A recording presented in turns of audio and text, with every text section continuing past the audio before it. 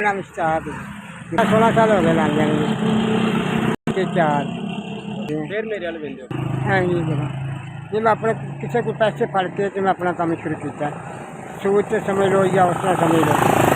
ਹਾਂ ਜੀ ਤੇ ਬੱਚੇ ਕਮਾਉਂਦੇ ਆਪਣਾ ਆਪ ਲੈਂਦੇ ਆ, ਮੈਨੂੰ ਦਿੰਦੇ ਨਹੀਂ, ਆਪਣਾ ਗੁਜ਼ਾਰਾ ਕਰਦੇ। ਮੈਂ ਇਸ 'ਤੇ ਗੁਜ਼ਾਰਾ ਕਰ ਰਿਹਾ। 25,000 ਰੁਪਇਆ ਲਿਆ ਹੋਇਆ ਬੰਦਾ 1700 ਮਹੀਨਾ ਦੇ ਰਿਹਾ ਇਹਨਾਂ ਨੂੰ।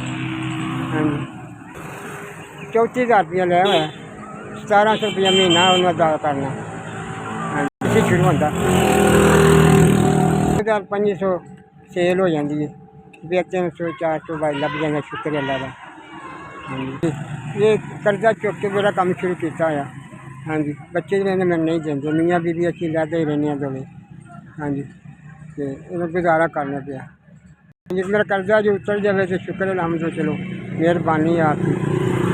ਜੇ ਮੈਂ ਕਰਜ਼ਾ ਚੁੱਕ ਕੇ ਮੇਰਾ ਕੰਮ ਸ਼ੁਰੂ ਕੀਤਾ, ਬੱਚੇ ਮੈਨੂੰ ਨਹੀਂ ਦਿੰਦੇ, ਭੁੱਖੇ ਰਹਿੰਦੇ ਸੀ। ਮੀਆਂ ਵੀ ਮੈਂ ਕਿਸੇ ਦੇ ਘਰ ਭਾਂਡੇ ਮਾਂਜਦੀ, ਮੈਂ ਆਪਣਾ ਇਹ ਗੁਜ਼ਾਰਾ ਕਰ ਰਿਹਾ। ਹਾਂ ਬਸ ਠੀਕ ਹੈ, ਸ਼ੁਕਰ ਅੱਲਾ ਦਾ।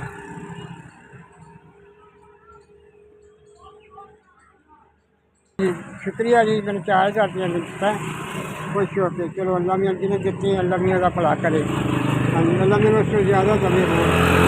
ਹਾਂਜੀ ਅੱਲਾ ਮੀਆਂ ਨੂੰ ਉਸ ਤੋਂ ਜ਼ਿਆਦਾ ਦੇਵੇ। 4000 ਮਿਲਾ। ਹਾਂਜੀ ਅਤੇ ਅੱਲਾ ਮੀਆਂ ਤੈਨੂੰ ਖੁਸ਼ ਰੱਖੇ ਜਿੰਨੇ ਵੀ ਭੇਜਿਆ ਦੇਣ ਵਾਸਤੇ। ਠੀਕ ਹੈ ਬੇਟਾ, ਮਿਹਰਬਾਨੀ। 4000 ਮਿਲਿਆ ਮਦਦ ਮੈਨੂੰ। ਕੁਛ ਮੈਂ ਮਾਲ ਪਾ ਲਾਂਗਾ, ਕੁਛ ਮੈਂ ਆਪਣਾ ਘਰ ਦਾ ਖਰਚਾ ਕਰ ਲਵਾਂਗਾ। ਮਿਹਰਬਾਨੀ, ਅੱਲਾ ਮੀਆਂ ਨੂੰ ਖੁਸ਼ ਰੱਖੇ, ਸਦਾ ਬਾਦ ਰੱਖੇ ਜਿਹਨੇ ਮੈਨੂੰ ਭੇਜਿਆ, ਜਿਹਨੇ ਪੈਸੇ ਦੇ ਕੇ ਵੀ ਇਸ ਨੇ ਮਦਦ ਕੀਤੀ। ਅੱਲਾ ਉਹਨਾਂ ਨੂੰ ਖੁਸ਼ ਰੱਖੇ, ਸਦਾ ਬਾਦ ਰੱਖੇ। ਮੈਨੂੰ ਪਹੁੰਚਾਈ ਉਹਨੇ, ਸ਼ੁਕਰ ਬਣਾਗਾ।